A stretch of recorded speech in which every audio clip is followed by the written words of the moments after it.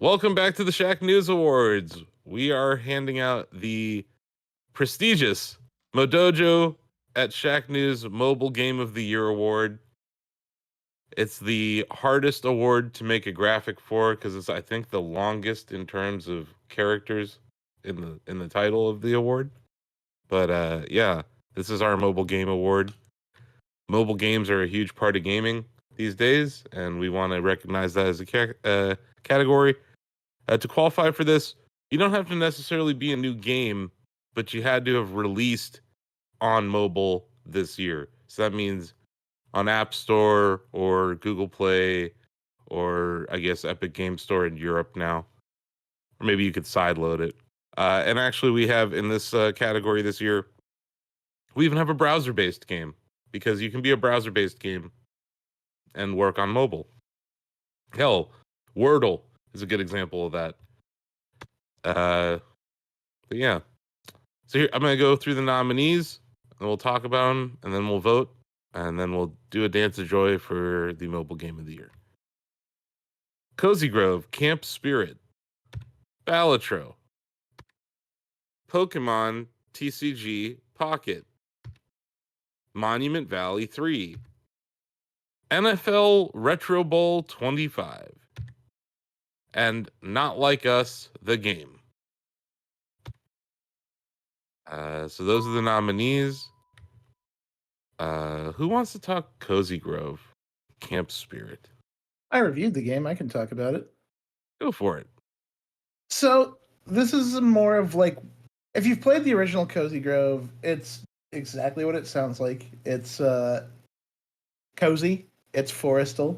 It's got a lot of bear spirits, which is not in the title, but at the same time, that's a kind of a part that makes it charming. You come across all these ghosts that take on the form of bears with different aesthetic themes, and your job as a spirit scout is to help them with whatever spiritual baggage they have, and through doing so, help them move on to the afterlife peacefully. And in that regard, you have to like build up your campsite. You have to get all sorts of props that make things that will help you produce items. Like there's a little bit of farming there. There's also a little bit of item crafting. It's got a lot of little sort of, I would say, Animal Crossing light tones to it.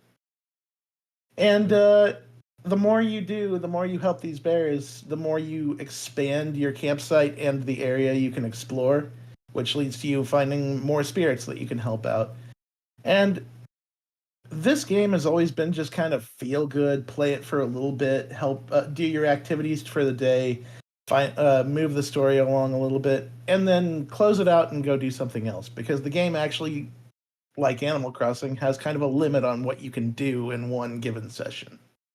It's mostly just more of a good thing that I liked about the first game. And I don't think it really changed much about it, which just more of a good thing isn't bad at all. I really enjoyed this. I really like going back to it and fiddling with it for little bits at a time. And yeah.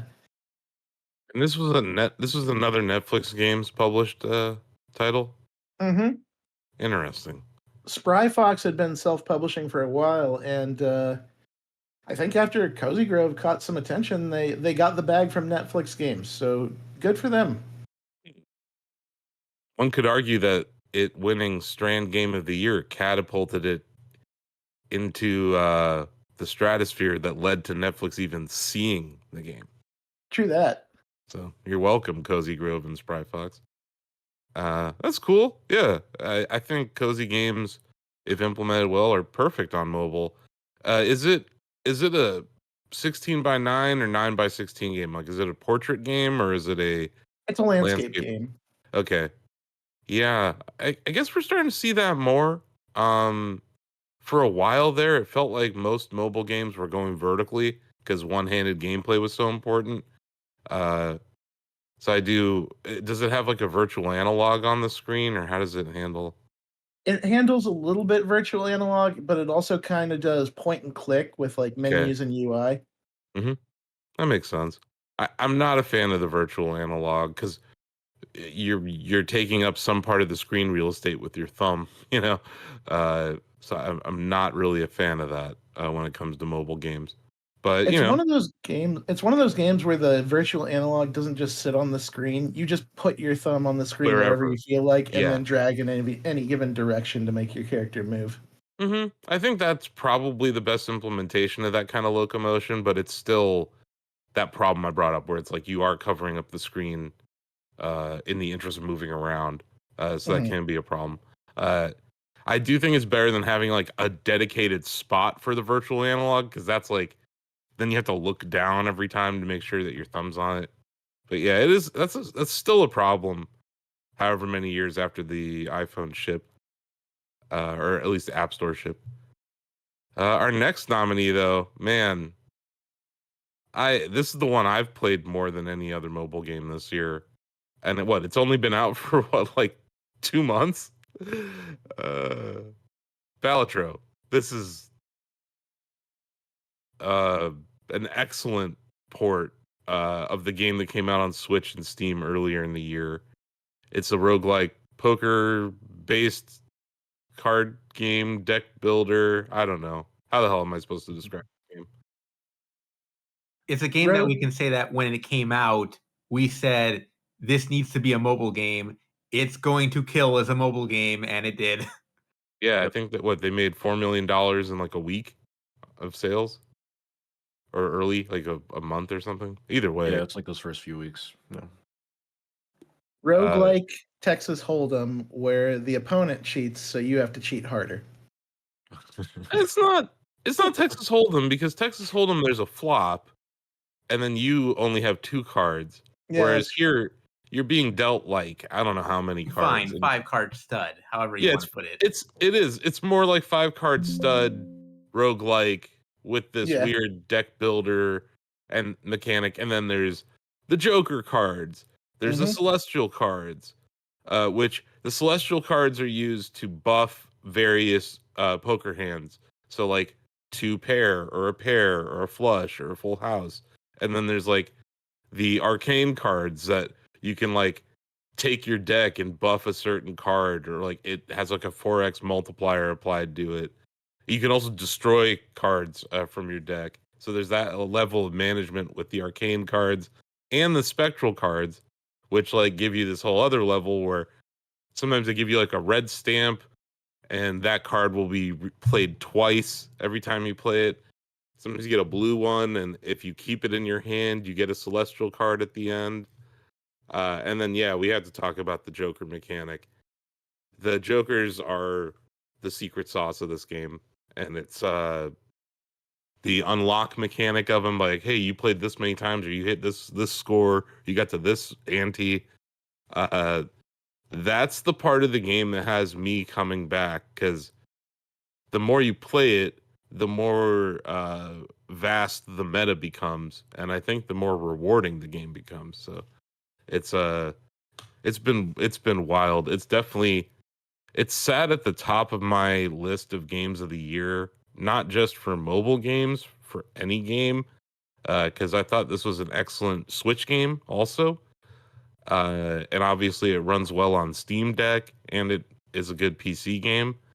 But this is one where I'd say that the mobile version is pretty great. I will say like the only thing that I would point out as a negative for it it is landscape, so it's not one-handed gameplay. At least it's hard to play it one-handed. Uh, and the text on the screen is pretty damn small. Because it was already small on the console versions, and they didn't really change anything with respects to the text on the screen. So like that's the only negative I really have. Um, anyone else want to chime in? It's a great video game. Yeah. The sheer opportunity of different routes that you can take with this game, depending on the way the deck that you pick, and the jokers that show up as you play through. It just makes for so many different funny possibilities. Sometimes infuriating, but I would say mostly pretty funny. It's a mix. It's really a mix. I think a good video game can make you really angry and frustrated at times, and This game does that in spades. But then there's also like that golden path sometimes where every single card that hits the store is perfect for you, and every Joker you get is perfect, and every Celestial card's perfect, and then you don't get that the boss blind that screws you over with the 300,000 on one hand Yeah. challenge. I think everybody has their kind of own story of how they had the golden run with a certain set of cards, or that tragic run where everything was going so well and then they just got crushed. Because there is nothing more crushing in a video game than getting all the way to the end of a roguelike and losing. Because that is heartbreaking in this game. It's happened to me probably over a dozen times where like I've won the game with different decks. That's the other thing. There are different decks. There's different colored decks that start you with different advantages or disadvantages. So there's even more replay value there, and you unlock those decks by playing the game. But yeah, I'm on the yellow deck right now. I think that's the one that like gives you like extra money for having hands that you didn't play at the end of a round. But yeah, when you get all the way to the 8th ante boss blind and you lose, it is heartbreaking. Mm-hmm. But it gives you something like where the boss blind is like you have to do it all in one hand, and it's like, oh come on, I gotta get it in one. Or like I don't know, like I frequently buff the 2-pair hand in my builds, and you'll get to the boss blind Ozzy, and it's like, don't play the same hand more than once. And I'm like, well, I'm screwed because I got here on this one hand build, and now I can't play that for more than one time. And to your point, it's like almost impossible to get 100,000 chips on one hand sometimes. But yeah, like, and it's just the game knows it's watching you build your build throughout your run, and I swear it throws a wrench at you at times, just intentionally. Just that, like, that Joker when you lose that talks smack to you is such a troll, but like it's the game itself trolls you too. I think at times where it baits you into this build and then it just bashes you over the head at the worst time or best time depending on how you view it. But yeah, I don't know if you can tell. I really like this game, you guys. And I think it's great on mobile. It's become my like second screen game. It's like football Sundays, like especially like I don't know when you got a donkey of a game like the Browns versus the Broncos or something. Like Balatro on that second screen is a godsend. Or like anytime the Cowboys are playing, like I don't know on Thanksgiving or whatever, it's a great second screen experience. I know you guys have been a lot of you folks have been traveling throughout the year, and this game is like a time machine when you're on a plane too. So TJ played it in Japan on the mobile. He's like, look, that was the first time I saw it. He was playing it on mobile, and he kept mumbling. He's like, damn it, no, yes. He was like really excited, then really upset, then really excited. Oh yeah, it is an emotional roller coaster. Yeah. And I don't know, on the Shack Together podcast I mentioned this, but I figured I'd bring it up here too. You know how like Twitter is a cesspool and horrible these days? I replaced Twitter on my home screen with Balatro. So all the muscle memory that I had of unlocking my phone and going to Twitter for the past month and a half, I've just been going to Balatro instead. And I don't always play the game, but it's a nice like block that prevents me from seeing whatever jump scare awaited me on the For You feed. So I have been using it for that kind of I don't know, preventative social media behavioral changing. But Balatro is great. We highly recommend that you check it out, and it runs very well on mobile. Outside of just those minute complaints I have for it, I think it's one of the best mobile games I've seen in years. So yeah, Donovan, you reviewed this next one. And you really didn't have a whole lot of nice things to say. So I'm kind of surprised it got nominated, but I guess it should be here. Just given that its financial success is undeniable at this point. And like ignoring some of the the pay to play mechanics, I guess, of it, the actual act of opening a card in Pokemon TCG pack, like a card pack, is actually quite fun. Um, it's not that's not the worst feeling. But yeah, tell the folks a little bit about Pokemon TCG Pocket if they don't know. Yeah, there's a few things I think to keep in mind with this one. We did nominate this one. I do believe that was before I submitted the review. But also, I'm just exploring our full review scale. I gave it a technically above average on our 1 through 10 scale. I don't think it's a bad game. I do think it's a bit predatory in its monetization. But like you said, I mean, the actual just core design of it, I think, is very good. Opening a pack and just flipping through the cards is very satisfying. Yeah, And it's probably the closest I've seen a card game replicate the feeling of actually doing it in person, down to even just the fact that they've recreated so many real cards, and not just like from the modern sets, but like old 90s, early 2000s releases of Pokemon cards in there. They've got like I think I call it like the Kadabra that they've got in there, that I remember having that when I was like 6 or 7. So all that is great. Just the small details, the fact you can flip the packs upside down and open them back to front. I think all that is really cool. Even the battling is it's simplified. One thing that always kept me away from the TCG as a big Pokemon fan is the fact that the card game battling is just too complex and is too different from the video games for me to ever Yeah. care. But it's pretty simplified in TCG Pocket. I'm sure the hardcore TCG players probably hate that about it, but I think for a mobile game, it was a smart change. So it's decent. I mean, hey, I'm not the biggest mobile gamer, but I do still log in daily to just open my packs, see if I get Yeah. anything cool, flip through my collection. Yeah, I'm playing it that's pretty decent enough. casually too, Donovan. Like if you're not like some like obsessive Pokemon fan who has to collect everything immediately, it's not a bad game. But if you're someone who does have impulse control problems, I could see this being a really, really bad game for you. Yeah. Because it does feel like it's kind of promoting gambling, in that you don't really know what you're gonna get when you're buying these tickets to open more packs. I mean, That that's- mechanic, I think, is troubling. But yeah, it runs well. It's a competent game. It looks cool. Like we didn't mention it, but those EX cards, Donovan, that are like Mhm.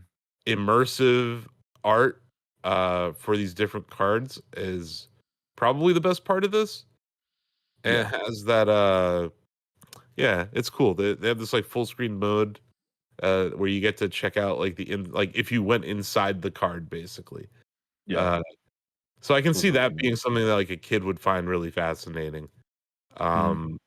But I could also see that creating an addiction and all sorts of really weird things. I feel But like it's yeah. all TCGs do. TCGs do that. Like it's in a gambling mechanic in Magic and Lorcana and Pokemon, whatever, and you're getting those hits. And when you get the hits, it feels really good. It's like getting blackjack, right? It's just that hits that It's whatever. not it's not that different than the actual cards. Yeah. But I do think that who knows if the drop rates are the same, and Yeah, they could change I at don't any know. given moment, right? There's different things. I will say Yeah. this about the game is they've mainstreamed it very well. Like I've played almost every TCG imaginable, and Pokemon I played for many, many, many years. And this is a more streamlined version of it. That game is very slow. You're dumping your hand constantly. You're drawing cards constantly. At one point, you can have like 20 cards in your hand.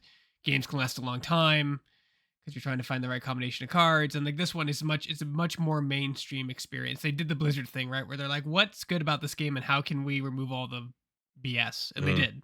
And it is much more mainstream experience than the core card game. I just remember like Greg finally switched over to PC and he had this like robust build, like a brand new processor and motherboard, all the RAM he needed, and this really beefy video card. And his first stream was Pokemon TCG for PC. Oh, it's because I was on I was on Mac for like a decade, and I finally went I over to know. Windows. So I was playing all the things I wasn't allowed to play on Mac, which was Yeah, yeah. awesome. It was just really funny though. It's like he Yeah. has this like at the time top of the line graphics processor. Yeah. And his first game that he streams is Pokemon TCG. But yeah, so no, I know Greg, you've been playing this game in computerized form and in real life for a while. So yeah, I think your opinion on it also matters there. It's good. It is. I yeah, mean, like, it's I think- predatory, like any other app that has a loot box mechanic is predatory. But I mean, I don't know if you can get around that. But also just from like an app function and design standpoint, I do think it's like very well built. Yeah. I think the menus look nice, the buttons are nice.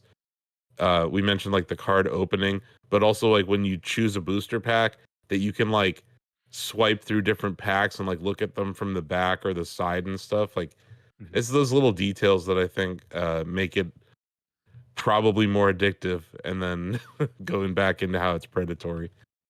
But yeah, I think it deserves to be here, but it's important that we note some of No, the it does. problems with People went asking for a mobile client for that game for decades. Like the problem with the trading card yeah. game Live is that like you needed a screen had to be a limited size, had to be a certain size. I forget the exact size of it, but most phones didn't meet that requirement. So you couldn't play it on a phone. It was a tablet, Ozzy, laptop, or PC. you were at the Pokemon World Championships when I don't know if this was the announcement of it, but it was the first time that we saw like actual gameplay of it, right? There were demo stations there, yes. Uh-huh. And like you were there though, like the crowd reaction to it seemed pretty positive. Oh, At there least that whole crowd was rabid for everything, yeah. right down from Pokemon Go to the physical TCG stuff to everything from the. Actually, no, that was to everything in Unite. Mhm. But yeah, no, I get what you're saying though. Like that crowd was pretty amped up for TCG Pocket. Yeah. And it seems like they all went and downloaded it, and was it over $120 million of sales already in the app? So it's doing something right. Um, Gotta but catch yeah, them from a Oh, all. it's design Pokemon and it prints money. Gotta catch them that all. too, Yeah, but it was a marketing phase first for it was a I slogan. I swear the first time I saw the trailer, I'm like, this thing's a license to print money, Yeah. and so far it has been. I mean, as many failures as Nintendo has had on the mobile front, the Pokemon Company is kind of figuring out mobile between Unite, Go, and now Pocket TCG or TCG Pocket. Like, Shoot, it's making money off sleep. You're yeah, smoking my sleep. yeah, even Sleep. I don't know how Pokemon, what was it, Teeth? What the hell was It's that something one? like that. Yeah, I know what you're talking Smile, about. Smile. Sorry, it's Pokemon Smile. Pokemon Smile. I don't know how that one did, but yeah, I think it's impressive though. They've seen some success here in the mobile space, even though their cohorts at Nintendo have really struggled. Um, so yeah, our next nominee, Ozzy, I know you reviewed this game, but we specifically held off these deliberations so that we could include this game in this category this year. Monument Valley 3 looks excellent, Ozzy. I had a good feeling about Monument Valley 3, and once I started playing it, yeah, it was confirmed because it carries on the spirit of that isometric puzzling where like you're dragging a little character along and the whole thing in front of you is like an optical illusion, but you have to treat everything like it's 2D. So like things come off like an MC Escher like piece, and they're like Yeah. dragging them around like all these weird ways that they shouldn't be able to go. Like physics shouldn't work this way, and it's really cool the way it all comes together. And you see different gimmicks at work across different chapters, whether it's like platforms that explode and become like different geometrical shapes, and somehow you can just walk across them like it's a 2D plane. Or like there's like a little area where like giant vines are growing out of a wheat field, and you treat that as a 2D platform, and you walk across them. And they also introduce some new elements, like your character has a boat, and you sail along the boat with a swiping gesture, and you go from puzzle to puzzle in certain areas. And sometimes you need to get an NPC to help you press multiple switches at the same time. So there are cool ideas at work. I absolutely love what they've done with this. The music is beautiful. It's meditative. Like, Yeah. so if you get stuck in a lot of places, like you don't feel stressed, you just feel like chill. And then the thing about the puzzles is like they're hard, but they're not impossible. They come to you after a while. I was Like gonna say that. I was watching your gameplay, Ozzy, and I think a good puzzle game uses misdirection a lot. And there were times where I saw you kind of like you like stop, and you're like, I need to figure out what my next move is here. And the game doesn't punish you for thinking. It lets you sit there and look at the situation before moving. But yeah, there were some solutions that you did where I was like, I don't even understand how he triggered that. But like it was hilarious because there's like when you started the level, you're like, oh, it's obviously I go down this way, and I watch you go all the way down there, and you're like, nope, I have to backtrack up here, and then you hit a button or you tap something, the whole thing shifts to the right, and you're like, oh, there's the solution. So like, it does that thing that a good puzzle game does, where you feel dumb before you feel like a genius. And It doesn't punish you, but it doesn't help you either. There no, are it no makes you feel hints in this stupid. game. Like you're like I can't figure this out, and then like 2 minutes later you're like, aha. I love games that give you those eureka moments. It This kind of definitely felt has like that. And my you know, only knock against it is that it's short. It is mhm, a short game, and part of that is because Netflix wants to roll out puzzle packs over time. I think uh, the next pack of puzzles is coming in like in a couple months. So and are they going to it, be free? they'll be free because it's all free to Netflix subscribers. Yeah. Unfortunately, it's also exclusively to Netflix subscribers, but that's a whole other thing. But yeah, I feel like there's a complete story here, and I do love the story that it's almost Strand-like in the way that darkness falls upon the world, and you're looking to collect nature's light to brighten the world again and restore everything the way it was. Sort of in the way that Brothership does, but not like in that whole complex way, and not in the whole you know, person-to-person interaction kind of way. But I love the story, and I feel like it wrapped up way too quickly. But other than that, like as a puzzle, this is probably my favorite puzzle game of the year. Mhm. And as a mobile game, I think it's great. I think it works uniquely. It is uniquely suited to touch screens and to mobile devices. Yeah, and also vertical one-handed gameplay works flawlessly on it. Those are two hugely important things for me, at least, when playing a mobile game. But on to the next nominee. Look, I love Retro Bowl, guys. I think I'm like approaching my 50th season in my franchise mode there. Uh, so I was surprised when they announced NFL Retro Bowl 25, and that was an Apple Arcade exclusive. This is essentially Retro Bowl with NFL teams and rosters. So if that was the deal breaker for you for Retro Bowl, then this is the version for you. I didn't really care because like you build your own team, you know. It didn't sure you're not the Baltimore Ravens, but you're a Baltimore team that wears purple. You know what I mean? Like it's not the end of the world that you don't have the Ravens branding next to it. But now you do in this game. So I think it speaks to the success of Retro Bowl that they were able to land this license and get the Apple Arcade exclusive money. So kudos to them on that success. It's just not a whole lot different, I don't think, Ozzy. Which is not a bad thing. I think the core mechanics of Retro Bowl are great.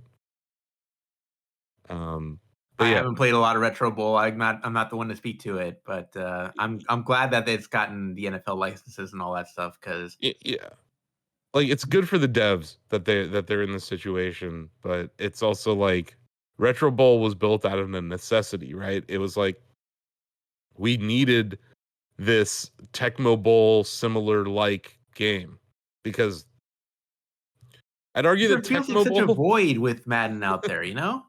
Tecmo Bowl, I would argue, is still one of the best sports video games ever. Tecmo Super Bowl, more specifically. But like, it's funny how it was a 2-button D-pad based game for the NES, but it still had more fun gameplay than like some of the last 15 Maddens combined. Uh, and Retro Bowl took a little nugget of that, the art style and the design, and even the playbook a little bit, and then they brought their own swagger to it with like a different mobile gameplay mechanic where you pass by pulling on the screen like backwards from behind your quarterback and then aiming and letting go kind of thing. And then also the run mechanic is as simple as just swiping up or down to try to like juke people. You can even like pull back and like hold off for a second before you run.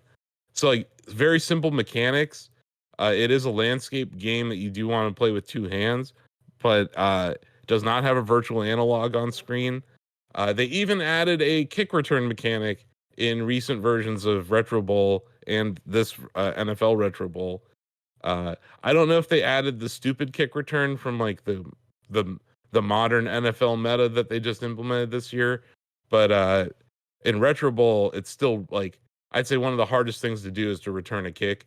And I think it's important for a game to make you feel like you've achieved something, and Retro Bowl does that in spades. So yeah, a worthy nominee. I will say that it's an Apple Arcade exclusive right now, which is kind of lame. Let me just buy these games. You know, like that's all I'm saying.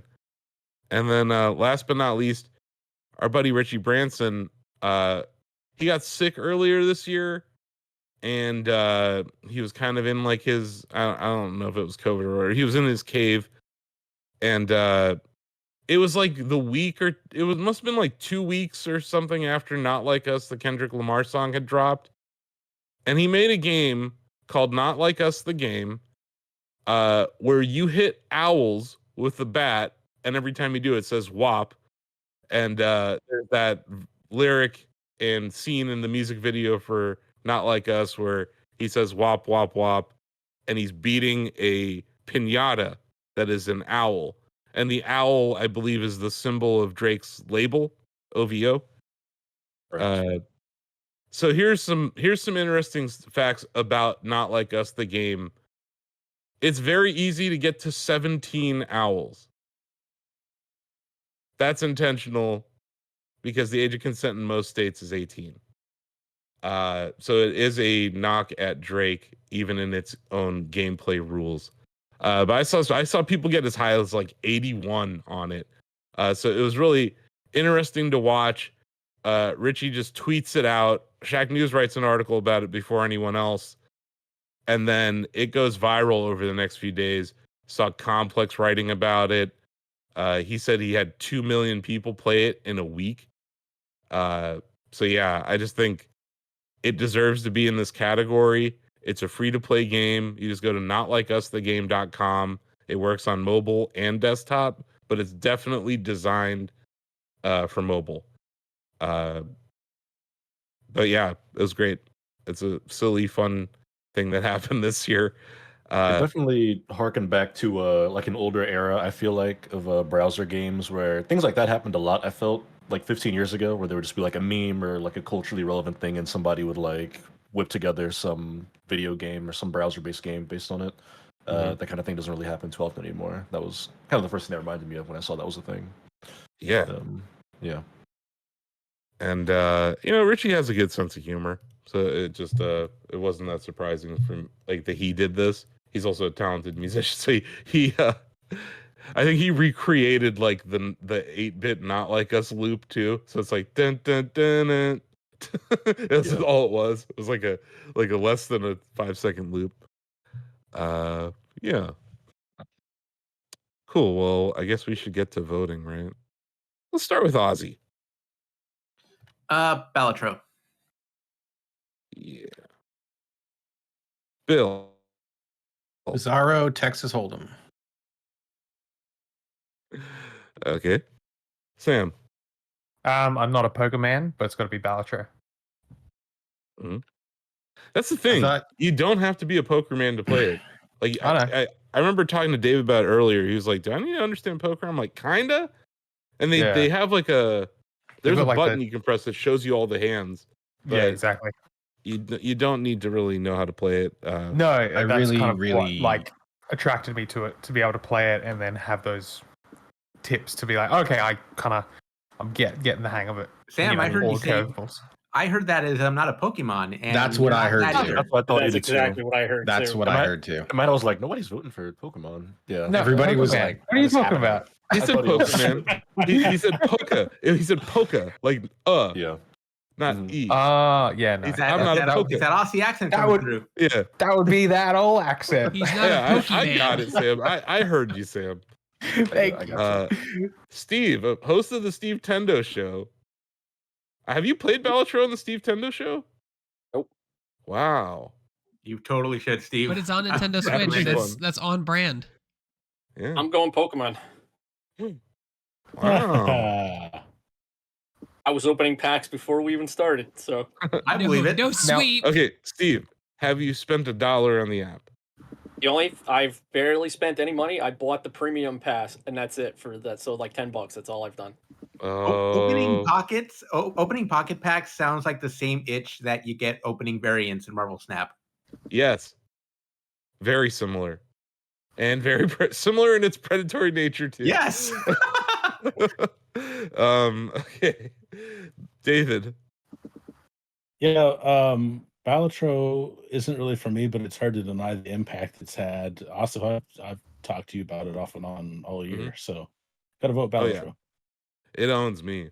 I a few episodes of the Shack Together podcast ago, I was like, I'm really trying to stop playing Balatro because it's being mean to me. And then I like went deeper into it.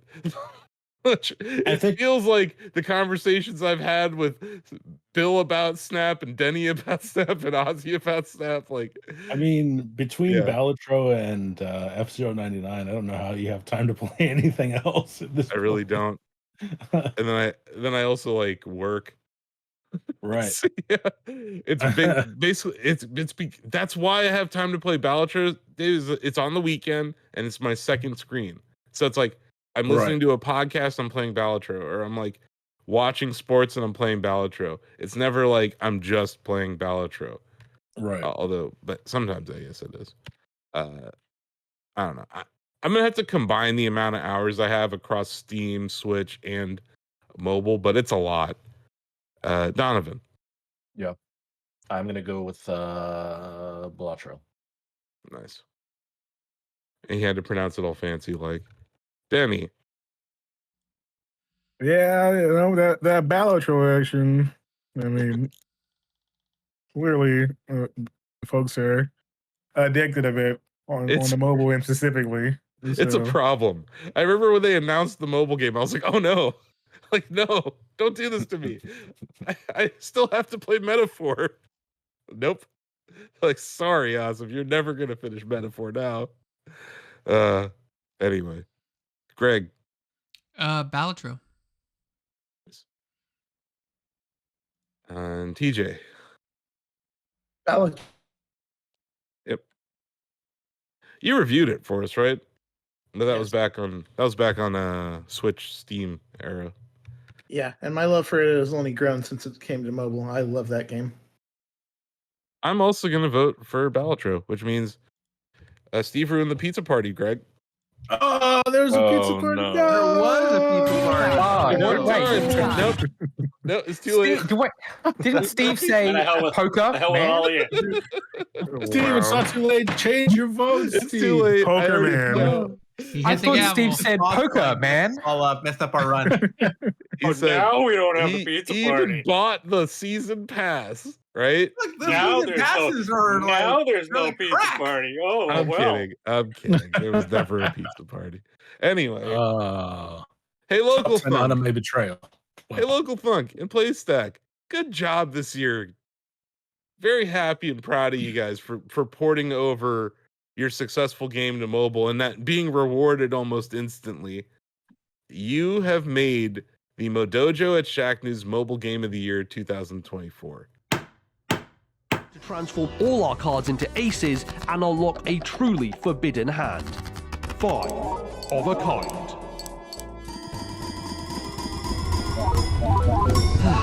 Like I said, winning in Balatro is simple.